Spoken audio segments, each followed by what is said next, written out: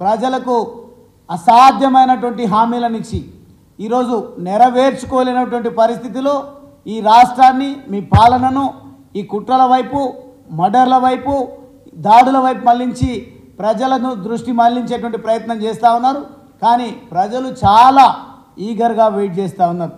మాకు ఇచ్చినటువంటి రైతులకు ఇచ్చినటువంటి లేదంటే కౌలు రైతులకు ఇచ్చినటువంటి హామీల విషయంలో కానీ 2 లక్షల ఉద్యోగాల నోటిఫికేషన్ విషయంలో కానీ లేదంటే 2 లక్షల రుణమాఫీ 9 తారీఖు నాడే డిసెంబర్ 9కే సంతకం పెడతా మొత్తం ఎవరైతే రుణమాఫీ పొందినరో మళ్ళీ 2 లక్షల రుణం తీసుకోండి వెంటనే మాఫీ చేస్తామని మాట్లాడినటువంటి మీరు దాదాపుగా 2 నెలలు కావస్తా ఉన్నా ఇప్పటి వరకు పాలన పైన దృష్టి కేంద్రీకరించకుండా మీరు హత్యా రాజకీయాలకు తెరలేపినరు.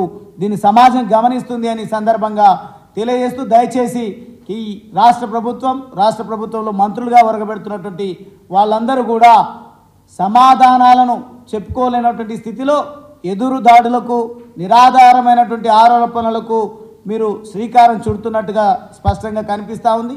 మీరు ఎన్ని మాటలు మాట్లాడినా ప్రజల లోపల విస్తృతమైన చర్చ జరుగుతూ ఉంది.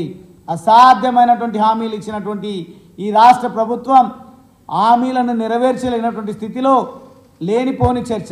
అంతెందుకు రాష్ట్ర ముఖ్యమంత్రి గారు తన ప్రసంగంలో ప్రెస్ మీట్లో ఏదో సందర్భంలో వారు మాట్లాడింది, మేదో లంకె బిందెలు ఉంటాయని వస్తే ఖాళీ గిన్నెలు కనిపిస్తున్నాయని రాష్ట్ర ప్రతిష్టను దిగజార్చే విధంగా మీరు మాట్లాడుతూ మొత్తంగా మీ అసమర్థతను మీ చేతగానితనాన్ని బయటపెడుతూ వస్తూ ఉన్నారు.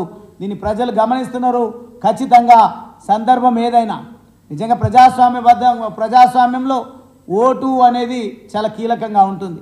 సందర్భం వచ్చినప్పుడు ఓటు ద్వారానే బుద్ధి చెప్పడానికి ప్రజలు ఓటర్ మహాశయులు సిద్ధంగా ఉంటారని సందర్భంగా తెలియజేస్తూనే దయచేసి మంత్రివర్యులు జూపల్లి కృష్ణారావు గారు ఈ హత్య వెనుక ఉన్నటువంటి కుట్రదారులు హంతకులు ఎవరైతే ఉన్నారో వాళ్ళని శిక్షించే విధంగా ప్రణాళిక చేపట్టాలి తప్ప వెనకేసుకొని కుట్ర రాజకీయాలకు హత్యా రాజకీయాలకు తెరలేపడం కరెక్ట్ కాదు అని సందర్భంగా నేను తెలియజేస్తా ఉన్నా.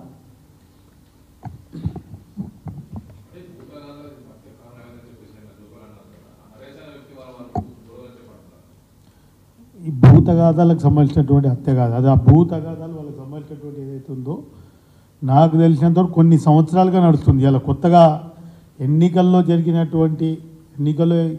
ఎవరైతే చనిపోయిన అతనున్నాడు బీఆర్ఎస్ పార్టీకి యాక్టివ్గా పనిచేయడం ఈ హత్యకు కారణమని మేము ఒకవేళ నిజంగా మీరు అన్నటువంటి ఎందుకు దాని మీద ఆయన పోయి పరామర్శించలేదు, ఆయన పోయి సమగ్రమైన దర్యాప్తు చేయించవచ్చు కదా, ఆ CDRలన్నీ బయట పెట్టియవచ్చు కదా, కాల్ డేటా మొత్తం వాళ్ళ కాల్ డేటా తీస్తే మొత్తం బయటికి వస్తుంది కదా, వాళ్ళ చేతుల్లో కదా. కాబట్టి వాళ్ళ నిందితులను కఠినంగా శిక్షించాలని చెప్పి కోరుతాం.